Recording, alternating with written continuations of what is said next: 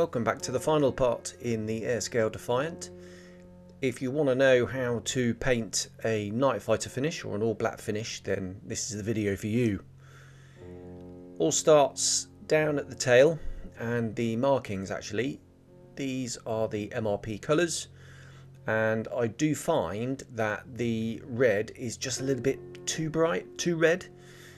A coat of the dark earth underneath and then just adding a few drops of the dark earth in the red will mean you get that proper terracotta red colour. I've already painted the white and the blue, and on it goes, and then we'll put the one-piece mask on that later. Just some extra tape there just to minimise the overspray. You can see there that the model's been primed and polished. That was the Tamiya grey primer.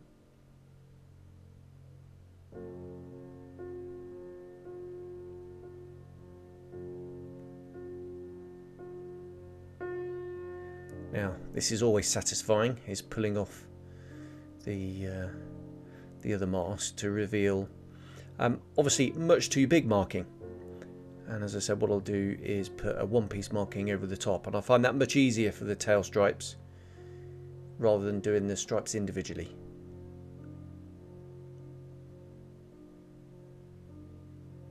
Now for some A stand. Difficult to see there. I think it's duralumin.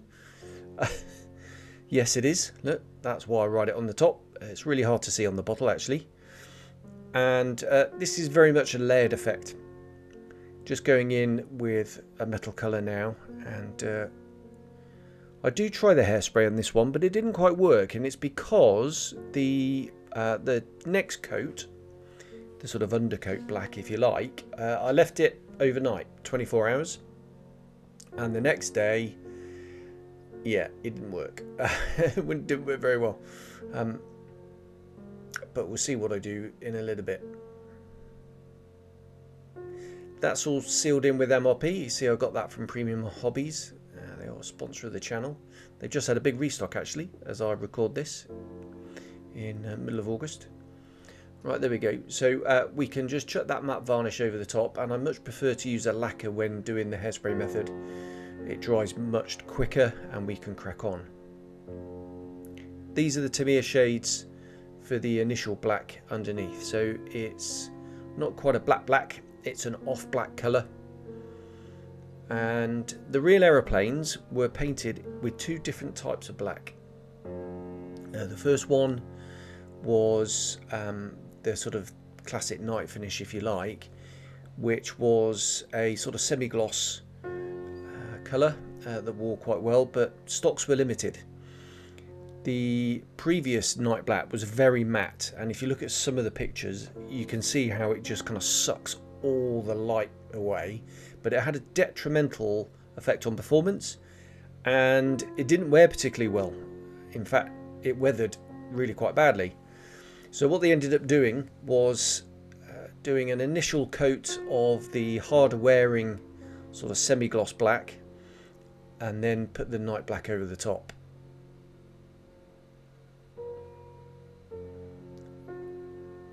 With a big aeroplane such as this, I do prefer to use Tamiya colours. I find the coverage much better. Still very thin paint. This is all thinned with the Mr. Hobby stuff. Just the standard sort of blue label run-of-the-mill lacquer thinner. Just going a little bit thinner over the metallic areas, ready for the hairspray.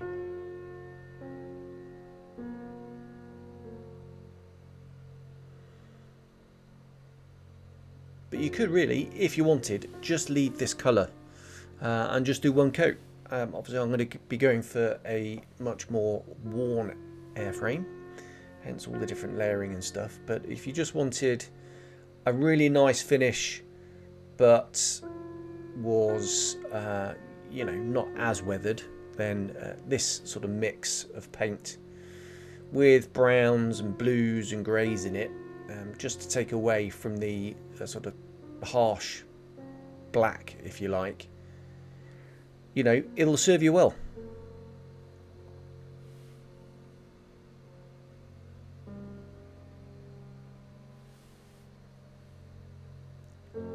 first layer complete, and this is where I'm trying the hairspray, but this is the next day, and everything was a lot more harder than I was expecting.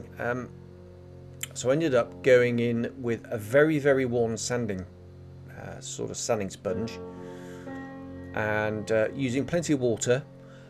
What I'm doing is I'm polishing the paint, but I'm also polishing it down through to the sort of metallic layer underneath. Now, yes, this is very much more exaggerated, but there's going to be another layer of black over the top of this and a different shade of black. So what I'm doing now is I'm just establishing the undercoat, if you like. Just going in with some of the new Tamiya sanding cloths. That was a 1000 grit. And actually you get quite a nice worn effect just with that alone.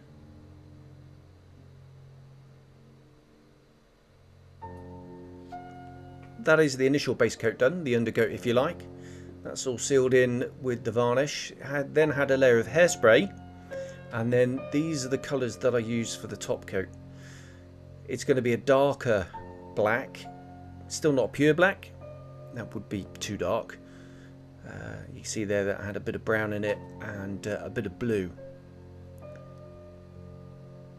Now over these heavily worn areas, you can see I'm going to leave it a slightly more patchy finish. I'm not going for like a mottled, dappled finish over the whole lot. It is kind of a little bit sort of mottled and dappled in some areas. But I'm varying the intensity of the paint. I'm trying to get variation in the finish. You can see there that it's patchy, which is what I want, and that's going to help us in the next stage. Learned my lesson from the first layer with the hairspray. This is the same day, just leave it for, blast it with a hairdryer first, and then just leave it for about 15-20 minutes, and it will go off, and then I can go in with this top coat over the top. That was rubbish phrasing, wasn't it? I should write a script. Right, you can see there I'm working in sections. So I've done the upper portion of the left wing. Now I'm doing the area by the cockpit before moving on to the nose. Again, looking at references. References are really important with something like this. Don't want to work a fiction. I'm aiming for a realistic finish as possible. Obviously difficult to see with black and white photos, a black finish tends to kind of wash out a lot of the effects, but you know, some photos, there's some really nice close-up photos and you really get a sense of the kind of the wear, the chipping, but it's not, a lot of it isn't sort of classic paint chipping, it is worn, and this is where the hairspray comes into its own. So I've got this old cut down brush that I must have had for, well, since I was a kid, and it's perfect for this kind of thing. Plenty of water, a little bit of detergent in there just to stop it pooling, so it does help with the surface tension, and then just scrubbing it away, and then just using a bit of compressed air if you like, and then a few little touch-ups here and there if I've got a bit over the top. And the aim here is to get a nice sort of worn finish using that hairspray method to leave the underneath layers coming through.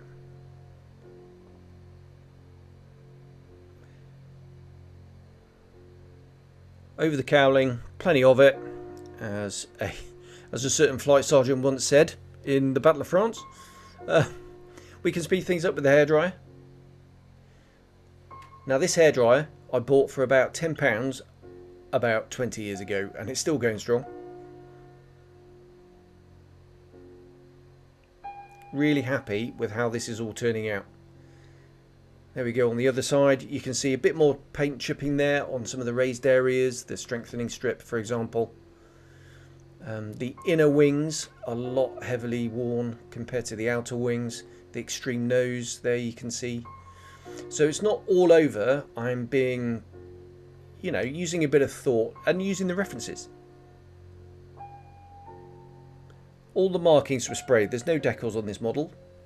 I custom used these made myself.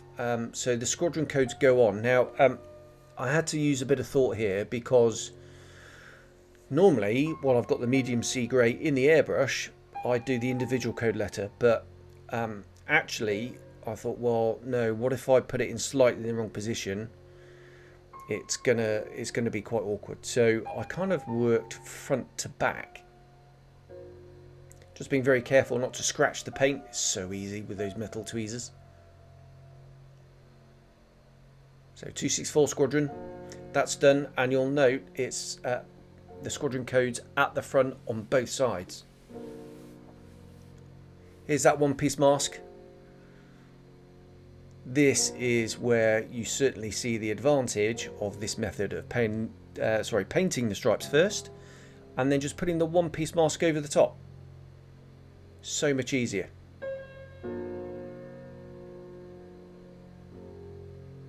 Looks a treat, that.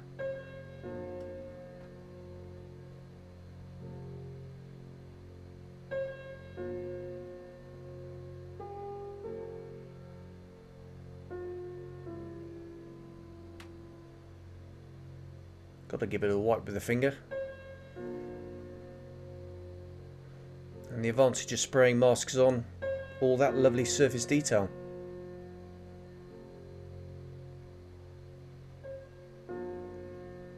Obviously doing the wing roundels now. Again, MRP paints. There you can see the red-brown of the red, and then going in with the red over the top. And again, looking for that nice terracotta colour. We don't want it too red. Shouldn't be too in your face. It's very much like a red-brown almost.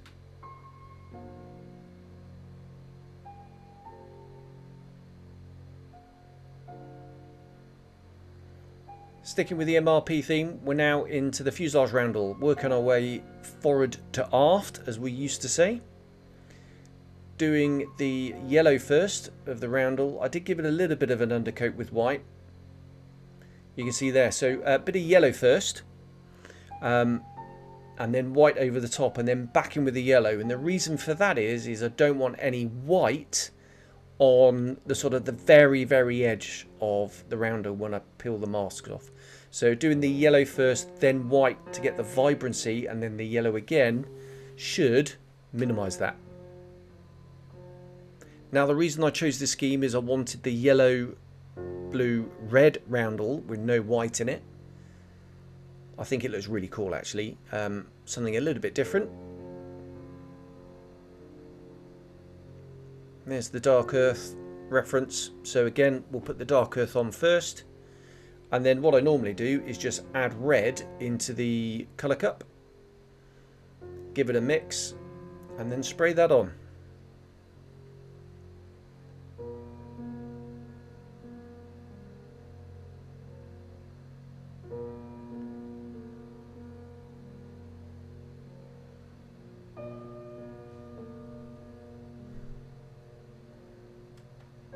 Alright, here we go. Moments of truth then.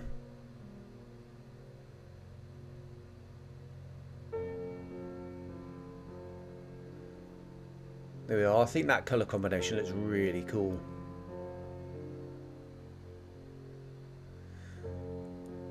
Now with the roundel done, we can get the individual marking letter in exactly the right place. It makes it much easier. It slows everything down.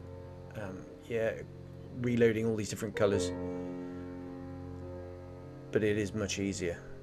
Quick polish to get rid of any ridges. You've got to be careful, don't sand too much. And the serial's done as well, and that is the fuselage markings all painted.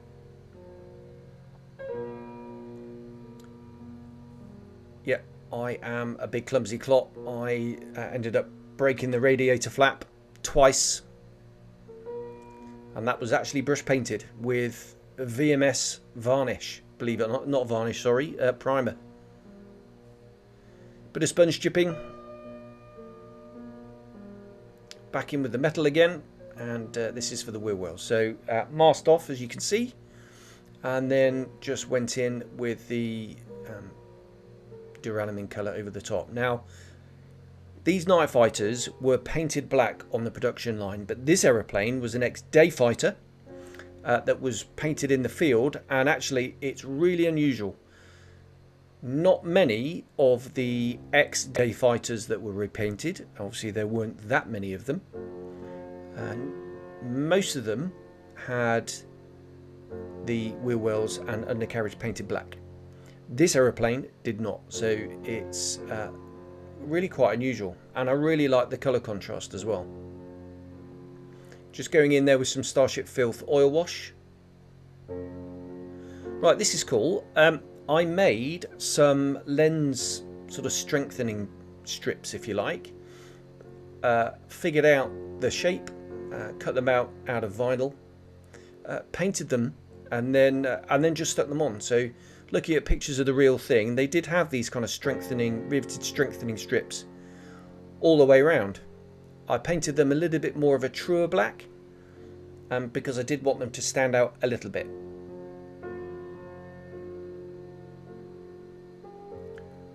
First time using the lock and load refillable pencil from Ammo, and actually I'm mightily impressed. I sharpened the lead to a point, and then it was really quite easy going in doing these sort of scuffs and scratches. I need to experiment a little bit more with it, with the different colours as well, for sort of weathering camouflages and things like that, but using this sort of metallic colour, it worked really well, and I was really impressed.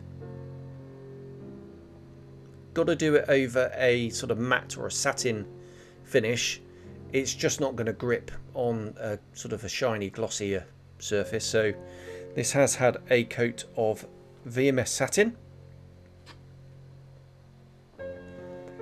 And again, I'm looking at references, and that showed that a lot of these cowl fasteners, the paint had chipped off, and they were very light in colour, so I'm assuming that was down to the bare metal.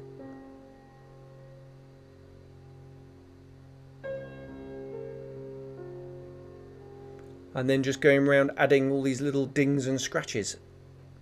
Once again, looking at references. Lots of scuffs around the wing walkway. I'm not entirely sure how this was treated, whether it was some sort of non-slip paint that didn't really wear particularly well, so it's going to chip off around it, but looking at photos, there wasn't an awful lot of wear actually on the walkway itself.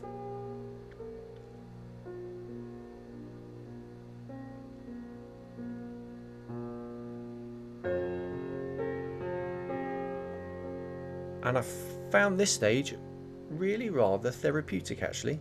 It was quite good fun.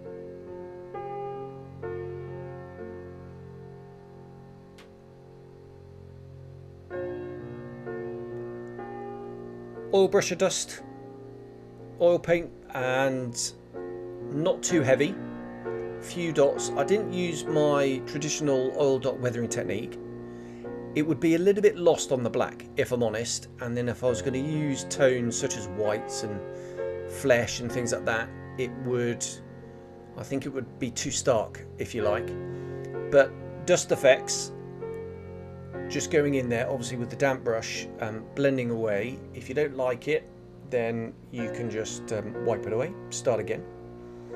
I do use a hairdryer regularly when doing this, because it might look great until you hit it with a hairdryer, and then you'll find it's too much. But actually it's not too much, as you can see, and again it adds to that sort of wear and dust. Something I've done for a long time is splattering, using a mix, normally just oil paint, but sometimes I'll add a bit of pigment in there as well if I want a bit more bite, if you like. And this is almost a pure black now, and just going in, flicking it on, and then just doing a bit of blending with this dry brush. It looks a little bit over the top when you first do it, when it's all wet, but as it dries back it kind of blends in, but it does add this certain sort of patina over the top. Works really well. Right, there we go, in with a hairdryer, it will flash off, and then you'll be left with the true colour.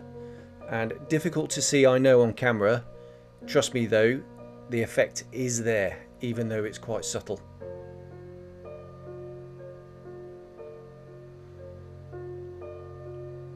Just adding some oil leaks, fuel leaks underneath with some pure black oil brusher.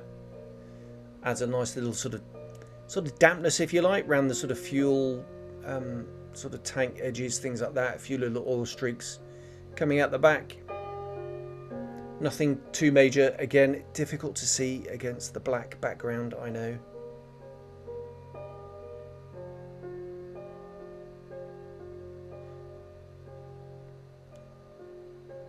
That was just the hairdryer out of shot. And then we can come in with this brush and just sort of streak that oil leak back. It looks really shiny there, but the oil brusher isn't that glossy actually. Just enough shine to give contrast against the sort of matte sort of base coat, if you like.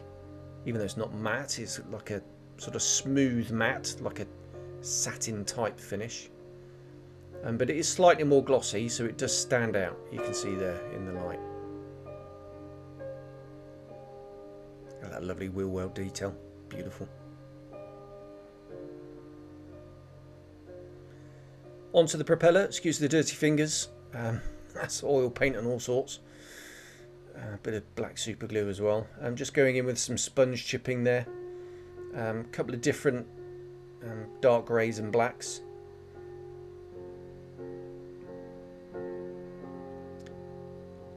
And then, judging by some of these propeller blades, on the back surface especially, they were really worn. This might look over the top, but just have a look at some of the pictures. You will find photographs of Defiants with heavily chipped and scratched propeller blades, and there you get a really nice worn effect, just chipping and dry brushing as well. Painted up the exhausts. I've done a separate video on how to do these exhausts, so you can go and watch that.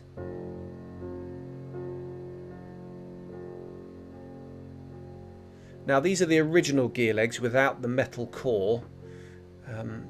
As I record this, the parts have unfortunately been stuck in the post. Apparently there's a problem with the address. There isn't a problem with the address. It's just the postal system out here is utterly dreadful.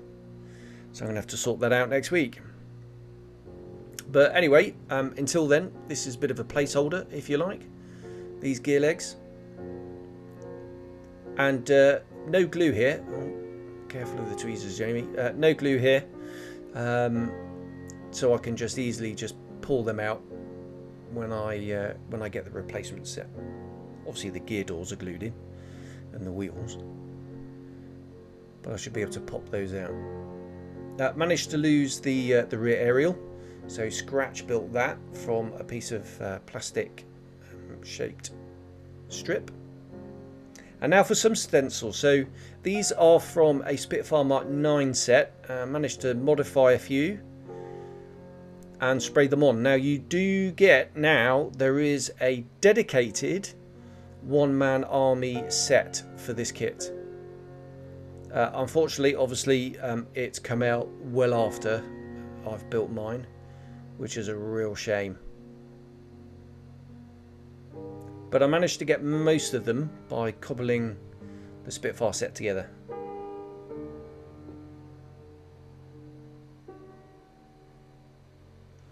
Exhaust stain, again, that's just Tamiya acrylics, various shades, blacks, browns, greys, tans, and then again going in with the sanding sponge and just creating some sort of watermarks, if you like. You see there I had put on some sort of masking fluid, vinyl masking fluid, for sort of handprints and things like that, which again you can see in the reference photos. And now just finishing off with a bit of oil. I just wanted some black oil around the cowlings, plenty of it again. Again, just for a bit more depth, a bit more contrast, a bit more of a sort of engine oily type feel around the cowling. Quite subtle. These are actually they're quite hard, these Tamiya sort of pointy cotton bud things, but they do scratch the paint quite well. And now onto the final stretch, last few bits. The propeller spinner, a bit of a loose fit here, but I did sort that out later.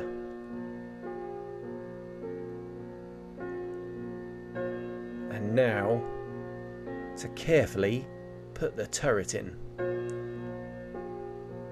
and it just drops into place, comme ça. Got to be careful where you pick it up. There are the aerials underneath. The propeller is a little bit loose on the front, as you can see. I will glue that in. Finished. Absolutely beautiful, this model kit. I really hope you enjoyed watching it. Thank you very much. I'll leave you with some pictures and I'll see you soon. Cheers, bye bye.